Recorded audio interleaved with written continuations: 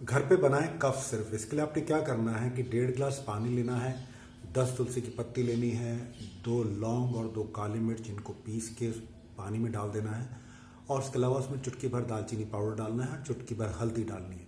इसको बॉईल कर लेना है। जब ये आधा रह जाए इसको छान लेना है और इसमें आपको ये जो आपकी खुराक है ये 1 दिन की है। एक बार आपको सवेरे लेना है, एक बार शाम को लेना है। आधा आधा इसमें आपको चम्मच इसमें शहद मिला के लेना है।